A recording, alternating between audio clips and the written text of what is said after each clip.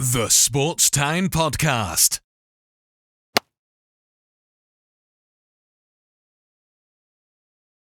All right, I'm pleased to be joined by a reoccurring guest, Deji Andrews. How's it going, Deji? I'm doing well. How are you? I'm doing wonderful. Now, Deji is the host of the Baseball Connection podcast. He's been on here once. I think it was like in April last time he came on. So before we talk about the season so far, and it's been an interesting season so far to say the least. But if you can tell us more about your podcast, what you have in store for the future, just stuff like that. Yeah, absolutely. So I host the Baseball Connection podcast. It's a daily baseball podcast where just talk about mostly Major League Baseball. I'll sneak in some other stuff here and there, but mostly Major League Baseball every day. It's usually going to be a recap of what we just saw or hot button topics around the league. And occasionally, it's been a while, but occasionally I'll even have guests on there and we'll just talk some baseball. So that's all it is.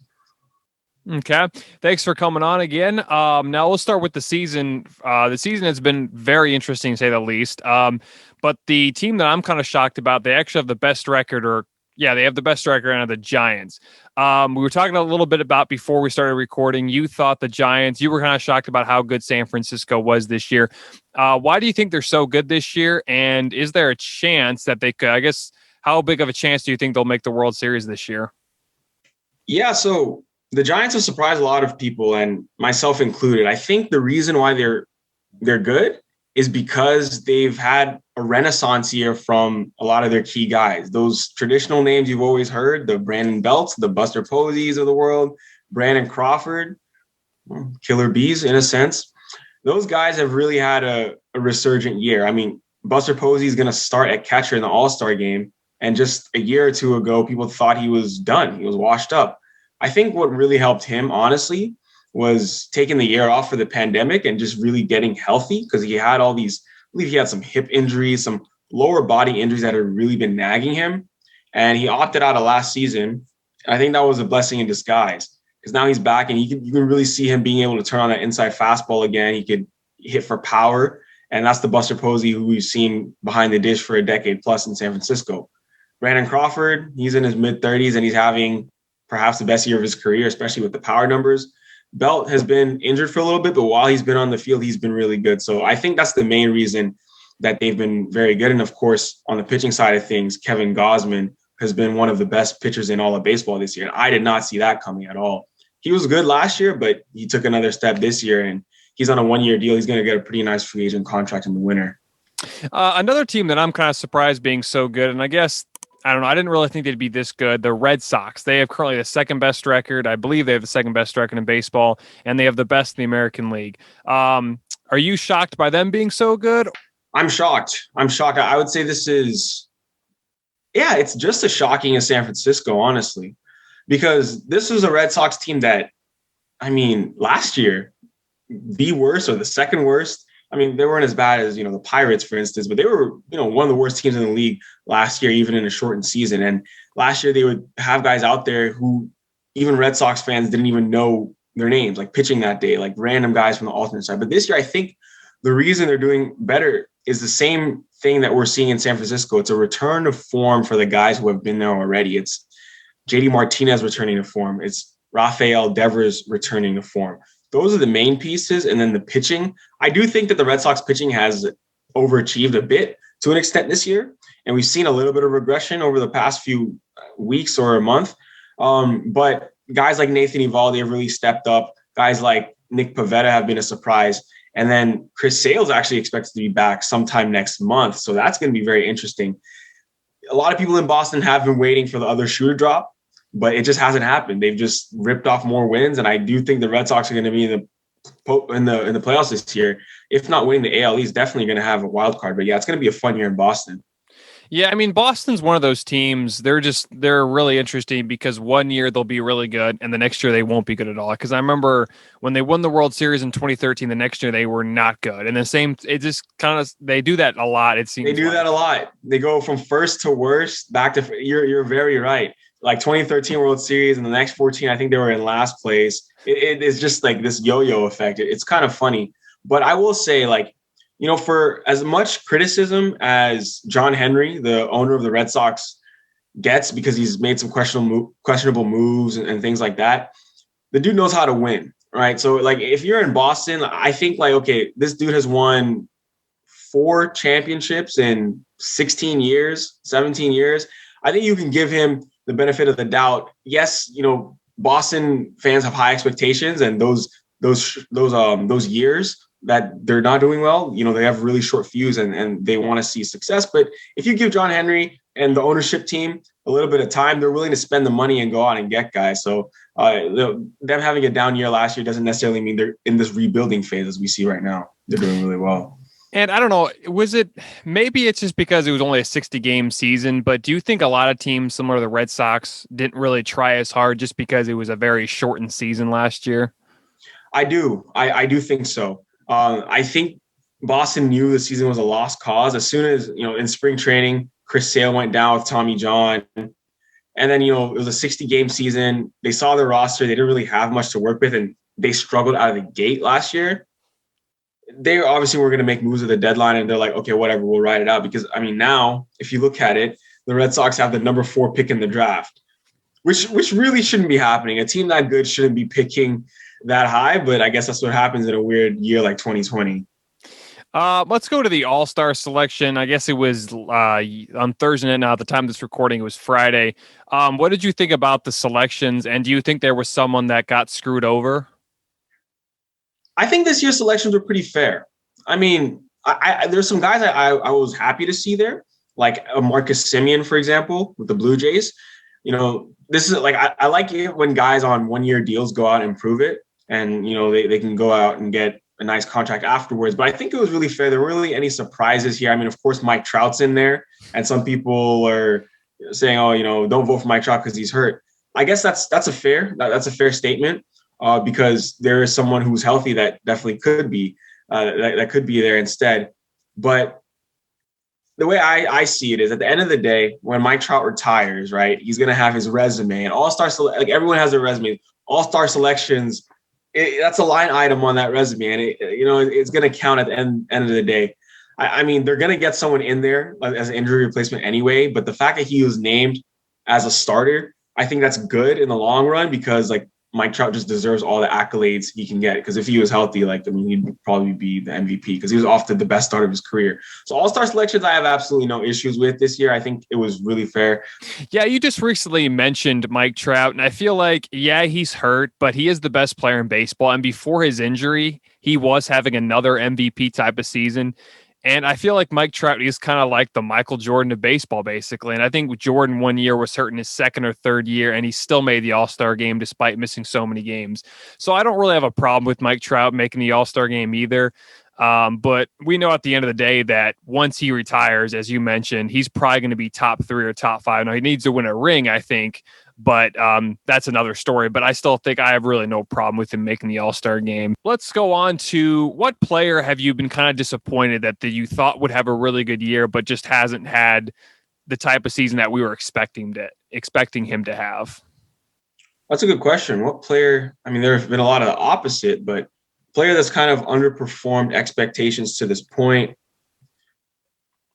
I have to think about that for a moment. This one, yeah. Okay, so the one that comes to my mind right now, and it's kind of unfair, but it's Juan Soto.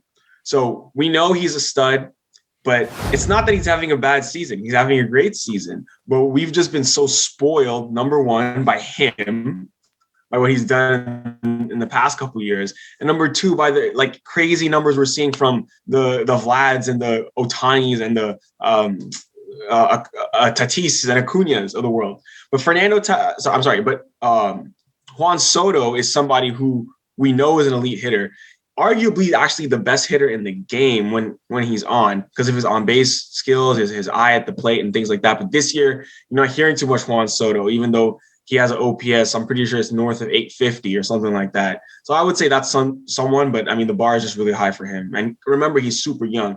I would say, obviously be patient with him. This time last year, we were saying the same thing about Vlad Jr. We haven't seen anything from Vlad. This dude is overrated. And now you have to remember, these kids are 21, 22 years old, and it takes time.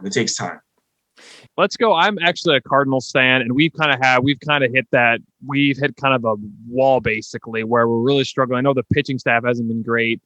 We've had a lot of injuries, especially on the pitching side. Do you think there's a chance that the Cardinals can, after the All-Star break, can finally get back to what they were in the very beginning of the season? Yeah, it's going to be tough. Honestly, it's going to be tough because the Cubs are a lot better than people anticipated. I would say the Cubs are doing what people thought the Cardinals would be doing and vice versa. When the Cubs went out and they sold everyone, I'm like, okay, it's going to be a rebuilding year on the north side of Chicago. And then now all of a sudden they're doing well. Cardinals have kind of stumbled, kind of faltered. Surprisingly, you guys are getting great production out of your veterans, Molina and Wainwright. But, I think the issue with the Cardinals right now is, some of those young, especially the young outfielders, the Dylan Carlsons, there's somebody else in the outfield I'm forgetting. But, those guys have been having to get a lot of ABs. Carlson's usually leading off or batting second for them. And that's a lot for a young kid like him, So, yes, you have your veteran presence like your Goldschmidts and your Arenado at the corners. But I do want to see a little bit more from Goldschmidt. I do want to see a little bit more from that. Obviously, losing Colton Wong at second base defensively, that's going to hurt as well. So it's a mix of things with the Cardinals. And then obviously the pitching staff it's been meh, like here and there. So it's a mix of things for the Cardinals, and obviously the Cubs having such a strong season. And, the NL Central always has a couple good teams in there. So, yeah, I think they can do it, the Cardinals, but they'll have to be very urgent and they'll need some help, honestly. Yeah, the NHL, or not the NHL, the NL Central has been really good this year. I mean, the Cubs, of course, and the Brewers have been solid. The Reds have been pretty good. And then, of course, the Cardinals, Goldschmidt isn't doing the same thing he was expected to do. Arenado's doing pretty solid, but I feel like he can do a little more. Tyler O'Neill has been the one who's been really impressive. Right. But yeah, of course, Flaherty was having a great season, and then he got hurt, and it's just been, we haven't been able to find that replacement. So yeah, let's just stay in the NL Central. The Reds, I know they were expected to do a little more this year. I'm a little shocked. I didn't think the Reds would be that good. What do you think about the Reds so far this season? And is there a chance they could win the NL Central? Yeah, so I think the Reds are a fun team. I didn't really see them. Not many people, maybe unless you're a Reds fan and knew this, I didn't see them having the kind of offense they're having right now. They have the best 1-2 punch in all of baseball. Castellanos, Winker right there, 1 and 2. They're like near the top in the league in OPS. It's good. It's going to be good to see 2 Reds starting in the outfield in the All-Star game. But a guy like Winker, for instance, coming into the season, people thought he was a fourth outfielder. A guy who never really got too much playing time. He always showed those skills, especially the on-base skills and a little bit of pop. But this year, he kind of stole that job. Shogo Akiyama isn't playing all that. So you're like, okay, Winker's your guy, and he's taken off. Castellanos, we've always known he could hit. We saw what he did with the Cubs, a couple years ago. And, he was, when he was traded for, and he was really good over there. So I was not surprised with the Castellanos at all. It's the Winker rounding into form. Of course, you have, Joey Votto, the old vet, doing his thing. He's not the same Joey Votto, but once in a while he'll give us flashes here and there. And we've actually we've had injuries from Mike Moustakas, so they're not even at full strength. So when they get him back, they'll be really good to go. So yeah, I think the Reds are a fun team, but they're not a contender. There's a difference between being a fun team and a contender. They're not there yet as far as contention, but they're a fun team to watch for sure. Yeah, and I had heard about the Reds being somewhat good this year, but when they lost Trevor Bauer, I thought, they're not going to be great at all. But, they've kind of shocked me by how good they've been this season. So we'll see what ends up happening. But again, that NL Central is pretty tough right now with the Brewers and Cubs. We haven't really talked about him much, and he's been basically the big talk in baseball right now. Shohei Ohtani, I messed that name up, but he's been great this season. And a lot of people compared him to the next maybe Babe Ruth to be able to DH and pitch once a week or something like that. What do you think about that? And do you think he wins the MVP this season? Ohtani is the MVP right now. If the season ended today, he'd be the MVP. And I'm kind of floored at how good he's been. So I was on the bandwagon, like every offseason. I'm like, oh yeah, going into this season, I want to see Shohei Ohtani unleashed because they kind of babied him his first couple of years in the league. They're like, okay, he'll pitch and he'll hit, but he can't hit the day before he pitches. He can't hit the day after he pitches. and then they only pitched him once a week. It was a mess. I was like, you guys need to kind of take the kid gloves off of him because he's young and we want to see what he can do. They've done that this year. The Angels have a new manager, Joe Madden, is like, we're going to play him. They've even put him in the outfield once in a while to keep his bat in the lineup. And he has been beyond what anybody anticipated with the bat. I don't think anyone thought he was going to be, adjusting to Major League pitching at this level, like this quickly. And the power is legit. He's always had power, but that hit tool to go with it. So yes, he is the MVP if the season were to end today, simply because of what he's doing on both sides of the ball. He does need to show better command on the mound. He really does. But once he gets that dialed in, even if he's like a mid-threes ERA starter, I mean, who else? Like you mentioned Babe Ruth. Like who does that? like who can do what he does? I mean, leading the league in home runs, and you're a mid-threes ERA starter. It's unquestionable he would be the MVP if the season ended today. What do you think about his chances of the home run derby? Because when I saw the list, it didn't really blow me away. So he's probably got a really good chance of winning. But what do you think of his chances of winning this year's home run derby? I think he has a very good chance because he has raw power. I mean, it's at Coors Field. It probably is. Lefties and righties hit it out of Coors pretty evenly. I know the right field has a higher wall there, but he can get it out. He's going up against Trevor Story, going up against Pete Alonso. That's going to be tough. Alonso honestly might be the favorite for me. I would the reigning champ. I think I would pick Pete Alonso to defend his title, but I think Ohtani will put on a show. I think he will. To be honest with you, I totally forgot about Pete Alonso, but he seems like a player that people kind of forget about. But speaking of Pete Alonso, the Mets right now, they're doing pretty solid. What do you think about their chances this year in the NL East? And do you think they make a run and at least make the NLCS maybe? I think they make a run for sure. And yes, the NLCS is in play. Unfortunately, they just haven't had great production from Lindor. Everyone is excited to see their brand new shortstop. I mean, he's been better as of late, but I think that was just a case where he put too much pressure on himself. This dude signed that contract literally the day before the season started. He was great in spring training. He's always been great and gets off to an abysmal start. I think it was just the pressure. He's like, oh, wow, I'm the richest shortstop in baseball. I need to justify it. Put a lot of pressure on himself. Where he just needs to be himself. And he seems to have kind of relaxed lately. But yeah, I think the Mets are going to be good. I think they're going to make a run at it.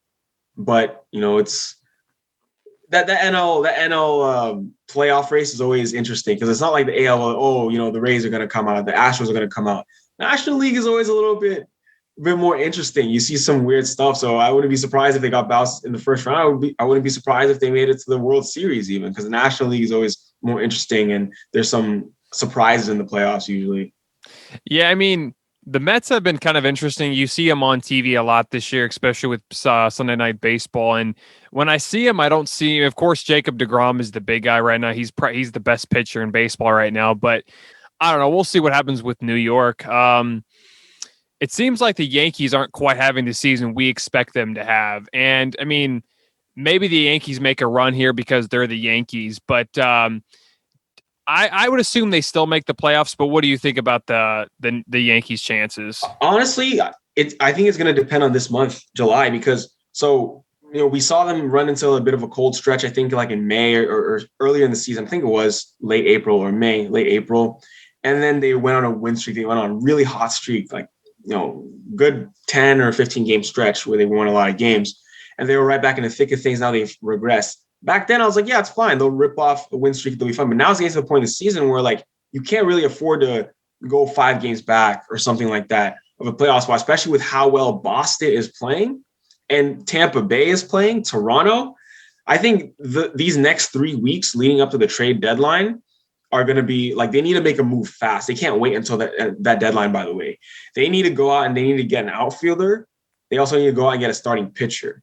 That's what they need, because outfield, Aaron Hicks is out for the year. That dude, unfortunately, is made out of glass. It is what it is. And then pitching, they've just had pitching woes all year long. Luis Severino had a setback on his road to recovery. That was a big blow. Of course, Corey Kluber was having a great year, and he's out. So they need to go out and get an outfielder. They need to go out and get a starting pitcher, and they need to do it within the next 2 weeks, in my opinion. I think if they don't do that, we will not see the New York Yankees playing playoff baseball this October. That'd be really weird to see, just to see how like the Yankees are one of the or probably the most popular team in baseball. And if they don't make the playoffs, that would just be really weird to see. And of course, Red Sox fans would probably love it, but it would just be weird to see. And you just mentioned the trade deadlines, what, in 3 weeks? Could you see any big names getting moved? Because it seems like every year there always is, but what big names do you think will find new teams when the deadline? Yeah, definitely. So one big name that's been out there is Trevor Story. That's been like the elephant in the room. People have been saying this dude should get traded for a while now, but it would be wise for the Rockies to trade him rather than waiting and letting him walk for nothing. Why would you hang on to him? Why would you hang on to him? He's going to be free agent at the end of the year. Don't do what you did with Arenado and trade him for a bag of peanuts and also throw in extra money for no reason. Go ahead and get yourself a good prospect there, some good prospects. But yeah, I think Trevor Story will be one name that should be on the move within the next 3 weeks. And I've got a few more questions here, but this is one question that I've been really intrigued by. What do you think about the Astros season this year? And do you think if the Astros end up winning a World Series within the next 3 years, do you think people will finally forget about their cheating scandal, or do you think it will always be behind or always be in front of them? It will always be in front of them. Even if the Astros win the World Series, they're just going to become that evil empire. They're going to become that evil empire that everyone's like really annoyed of, and they want to see them go away. But the Astros are proving this season that they will not go away easy. People thought they were going to, myself included, honestly, thought they were going to kind of lay flat this year. But I mean, I wouldn't be so fast because Oakland will probably win that division like they've done most of the past few years. But as we see in the playoffs, the Astros are a good playoff team. So yeah, Astros are good and they're not going to go away. They definitely do have a World Series chance. Yeah, and it was just kind of interesting last year when they made that run. They were down 3-0 to Tampa, and they came all the way back and almost won in 7 games, and then they almost took on the Dodgers, which I thought would have been hilarious. But So, and you've kind of already mentioned your AL MVP, but who do you think the NL MVP? Because for a while there, it was Ronald Acuna, and it might still be him as well. But what do you think about the NL, or who do you think will win the NL MVP this year? I mean, this is going to sound crazy, but I mean, right now, Jacob deGrom is making a very convincing argument for it right now. And largely because of what he's not, okay, we know he's a good pitcher, but what he's doing with the bat, the dude's hitting like 400 or something like that. And up until his last start, he had more runs batted in than earned run allowed as a pitcher, which is just insane. So he has a legitimate, he will get votes. But like first place votes, are tough to come by as a pitcher. We've seen pitchers win it, of course. Kershaw has won it, but he's going to be up there. Tatis will definitely be up there. And then someone on the Dodgers, just because they're the Dodgers, you have these winning teams. You have to have like a representative from there.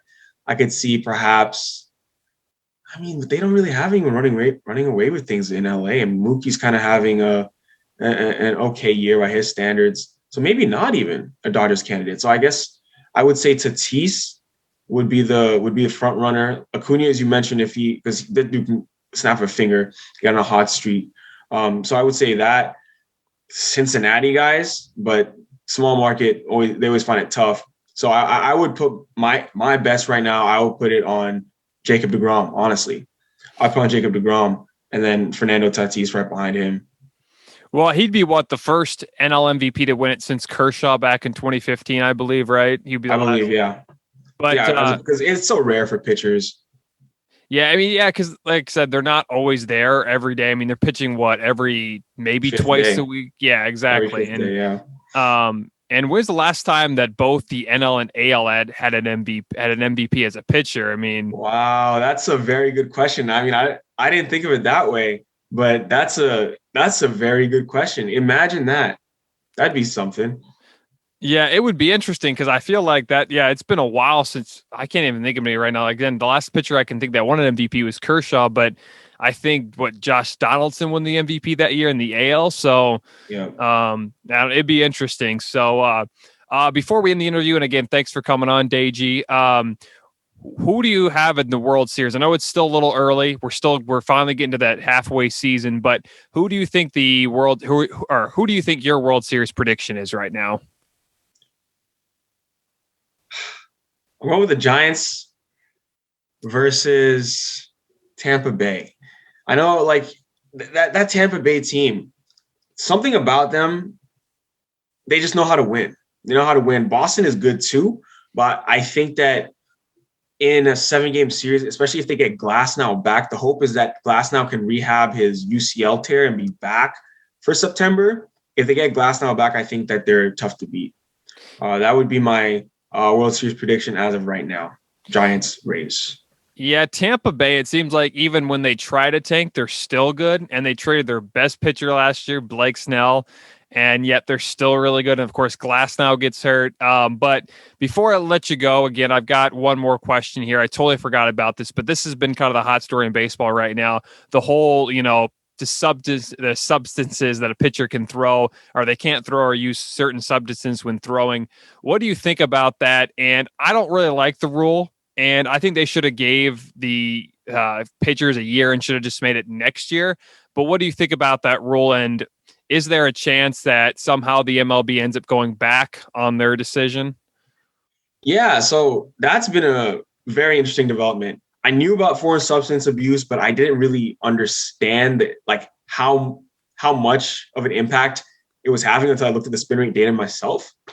I mean, I looked at some guys' numbers and you just see a spike. Like their spin rate went up 200-300 RPM over a year. I mean, you're like, whoa, and because we didn't have StatCast prior to 2015, it wasn't really something we paid attention to. And I'm sure, honestly, before 2015, of course, players were using foreign substances, but they weren't using it the same way they are now to get the extra spin because they just didn't. I don't think we have the technology for them to know how much it enhanced performance. So I think